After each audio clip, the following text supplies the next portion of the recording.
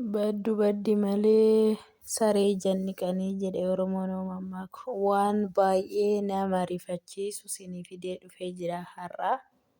Viidiyoo kana argee zim jechuu hin dandeenye. Anis obboleettiin qaba waan ta'eef intaloo kana namni wallaaltan hin jirtanii jedhee yaadu. Mucoon kun mucoo beekamtuudha.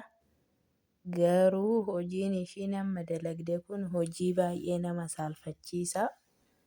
Bakka inni fuudhee ba'aa jiru argitanii uummata qashtii waan baay'ee nama saalfachiisu. Balaan buutee maaloo yaabachuu jedhii nyaata qofa sheerii walii godhutti beekanii jaarsaas sheerii walii gochuun jammaramee jira jechuudha.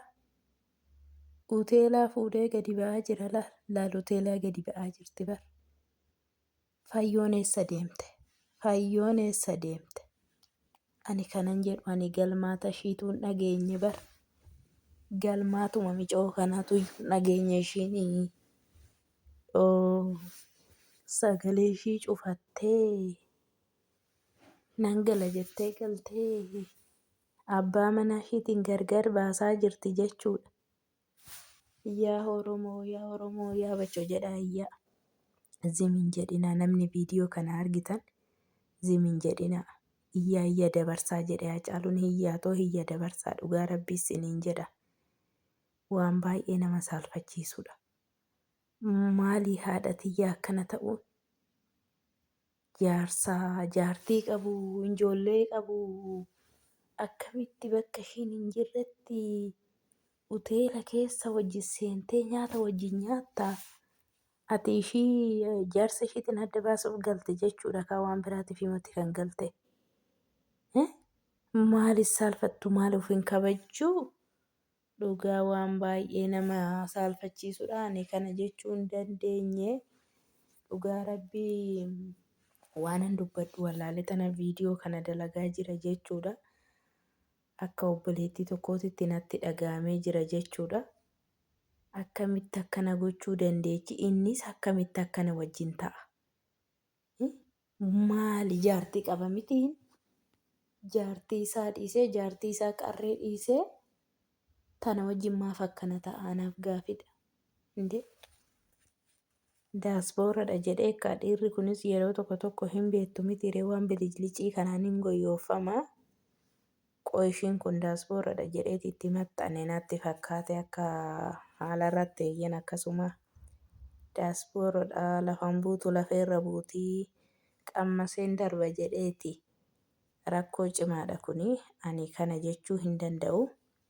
Oromoo koo sheerii waliif godhaadha. Ani fayyoon eechaa akka dhaqxe hin beeku. Akkamitti amantee jaarsa ishiitti kennite? Akkamitti adoona ta'e mormattan hidhadhee deema malee akkamittan isa dhiisee deema? Mormattan hidhadhee deema siniin jedha dhugaa rabbii mormattan hidhadhee deema.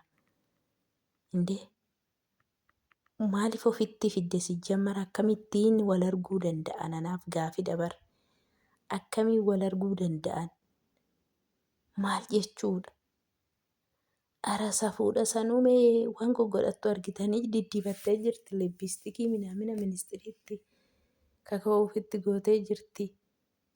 Ara safuudha Oromoo tiyyaa waan akkanaan bareedu. Ani kunoo jaarsa kiyya kanaafan ifa baasuu dide laal. Osoon ifa baasee anas akkanatti na kashoomsitu. Harka koon na cabsitu. Dhugaas siniin jedha. Dhiirri kunis daallee dubartii daallee qabdu hin barbaada. Daalleedhuma jedhama miti eeyyee. Dubartii daallee qabu hin barbaada. Mucayyoonis immoo kunoo gizee deemtu hin beeksisee sossaa uummata qashtii. Kanatti laphee hattee jedhee tan yaada ani dubbachuudhaaf saalfachaa tan jiraani waan akkanaan beeku dhugaa rabbii.